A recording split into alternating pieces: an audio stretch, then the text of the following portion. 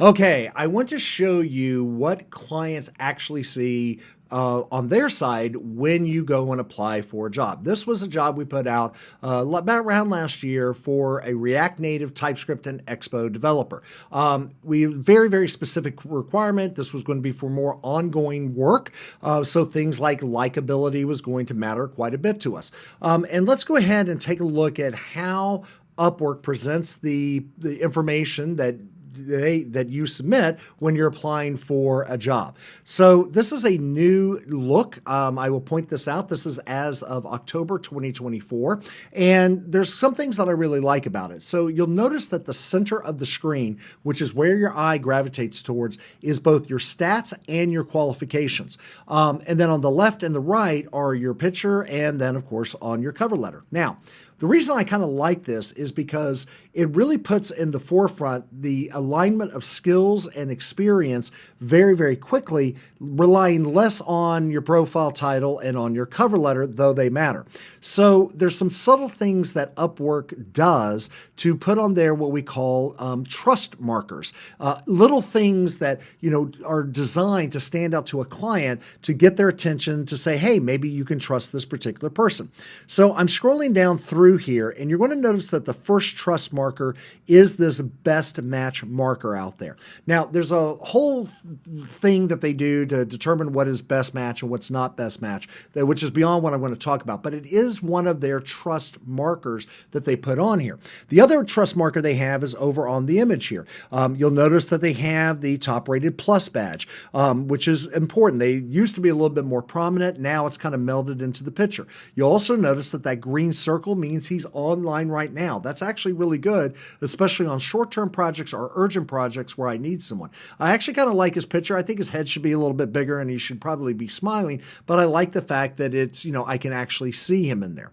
So on top of which, I can see all of his stats right here and I can see all of his skills. Now, this is really important because we'll talk about it as we get into it. Remember what this job is for. We're looking for a React Native developer with TypeScript and Expo SDK experience. So what are some of the things that we should see in their skills at the very beginning? We should see React Native, TypeScript, and Expo SDK. So in this particular case, while he has some really good trust markers out there, it says web design, user interface, UI. I'm like, that's not anywhere close to what this job requires. Why is it even being presented to me? Yeah, he's got a 92% job success score, but still, why is it there? As opposed to Nicholas up here, who has TypeScript in there, who has React Native, and I bet you he probably knows Expo, just didn't include it in there. So this information actually matters, especially in the way that it's being presented out there. There's another thing out here that I really liked, and I'll use Muhammad here. So Muhammad, again, great picture, good trust markers, really nice stats. Again, mobile app development, React. Okay, I would expect that. Would have liked to see TypeSense. But here's the thing that really stood out to me. He took the time to introduce himself. Hi, Sean and Daniel. Daniel being my partner. I would love to join you. And so I really liked what he did with that. It kind of made it catch my attention. Now, it really would have caught my attention if he had made it bold. So if you've been using PouncerAI, then definitely use bold. I think it makes things stand out, as you can see. But I really like how he put that together. Okay, now, also, when I click on him, and this is true for anyone, but I just happen to click on him, then we start to see a lot more of the trust markers showing up and catching my eye. On the left-hand side here, all of the visuals that tell me, hey, this guy can be trusted. He's done a lot of work. He's available now. Oh, that's great, availability. So he is doing, I think, really well on the trust markers. In this particular case, we're not looking for full-stack developers. We're looking for mobile app developers. But he did put React Native in there. He did say, I know this.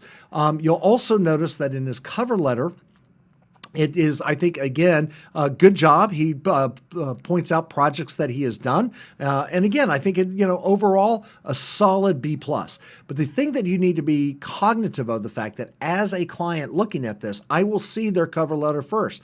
And notice this little toolbar up here. I'm going to go to client feedback. Okay, this is why it's so important to get those 5-star ratings.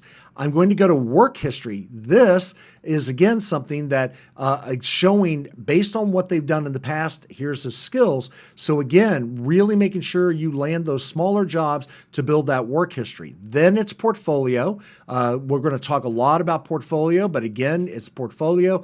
And then this is kind of interesting to me. This is brand new. Employment history. Interesting.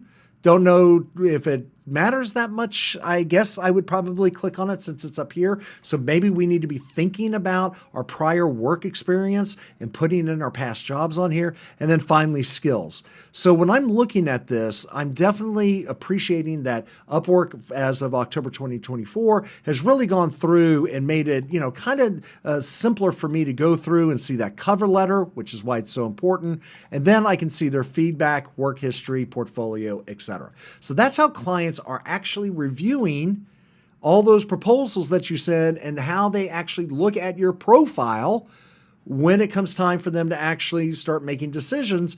We now understand what information they're digesting so that we can be better informed when we start working on our profile, which we're going to do shortly.